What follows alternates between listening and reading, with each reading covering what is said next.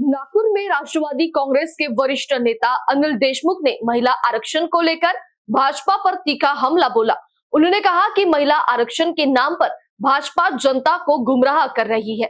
देशमुख ने याद दिलाया कि 28 सितंबर 2023 को महिला आरक्षण विधेयक पारित हुआ था, जिसमें 33% आरक्षण का प्रावधान है, लेकिन अब तक इसकी वास्तविक अमलवाही नहीं हुई है। उन्होंने आरोप लगाया कि सरकार इस मुद्दे को सीमांकन से जोड़कर लागू करने में देरी कर रही है, जबकि सभी राजनीतिक दलों ने बहुमत से इसका समर्थन किया था। देशमुख ने कहा कि शरद पवार पहले ही अपने स्तर पर महिलाओं को 33% आरक्षण लागू कर चुके हैं, इसीलिए भाजपा को अपनी दिशा भूल की राजनीति बंद करनी चाहिए। महिला आरक्षण को लेकर निकाले जा रहे मोर्चों पर उन्होंने कहा कि भाजपा चुनावी लाभ के लिए इस मुद्दे का इस्तेमाल कर रही है। वही महायुति की सांगता सभा को लेकर उन्होंने बताया कि सभी दलों के नेता इसमें शामिल होंगे, जिसमें सुप्रिया सुळे भी मौजूद रहेगी।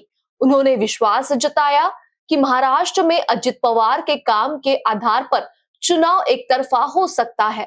असं आहे की महिला आरक्षणाचा जो विषय सध्या चालू आहे, या महिला आरक्षणाच्या बाबतीत भारतीय जनता पार्टी जनतेची दिशाभूल करते। आपल्या सर्वांना माहित आहे की 28 सप्टेंबर 2023 ला, म्हणजे अंदाजे 2.5 वर्षापूर्वी 28 सप्टेंबर 2023 ला लोकसभेमध्ये महिलांना 33% आरक्षण द्यावं हे बिल पास झालं, पण त्याची आतापर्यंत अंमलबजावणी झाली नाही। याच्या बाबतीत भारतीय जनता पार्टी काही बोलत नाही। 28 सप्टेंबर 2023 ला 2.5 वर्षापूर्वी जेव्हा महिला आरक्षणाचं बिल पास झालं, 33% आरक्षण जे सध्या 540 सदस्य आहेत तिथे 33% द्यायला पाहिजे त्यांनी। आतापर्यंत नोटिफिकेशन निघून त्यांनी संपूर्ण त्याची अंमलबजावणी करायला पाहिजे होती, पण 2.5 वर्षामध्ये महिला आरक्षणाचं बिल पास करून सुद्धा कोणतीही कारवाई भारतीय जनता पार्टीने केली नाही। आता जे परवा जी लोकसभेची बैठक झाली त्यामध्ये डिलिमिटेशनचा संबंध त्यांनी महिला आरक्षणाशी जोडण्याचा प्रयत्न त्यांनी केला। अरे महिला आरक्षणाचं बिल तर पहिलेच पास झालंय 33%। त्याच्यामुळे या पद्धतीनं सर्व भारतीय जनता पार्टी दिशाभूल करते आहे।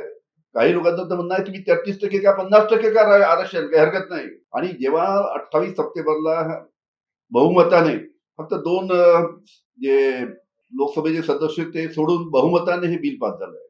त्यामध्ये काँग्रेस पक्ष, राष्ट्रवादी आमचा शरद पवारचा पक्ष, शिवसेना सर्व पक्षांनी पास केलं। पण याच्या बाबतीत राजकारण करण्याचा प्रयत्न त्या निमित्तानं भारतीय जनता पार्टी करते आहे, हे सर्वांनी लक्षात घेतलं पाहिजे। कारण की महिला आरक्षण झालं पाहिजे, महिलांना 33% आरक्षण मिळालं पाहिजे, याचा सर्वांना पाठिंबा आहे। आणि तो आपल्या माहितीसाठी सांगतो की माननीय शरद पवार यांनी स्थानिक स्वराज्य संस्थेमध्ये कितीतरी वर्षापूर्वी 33% आरक्षण लागू केलं। त्याच्यामुळे भारतीय जनता पार्टीने जी जनतेची दिशाभूल चालू केलेली आहे ती बंद करावी।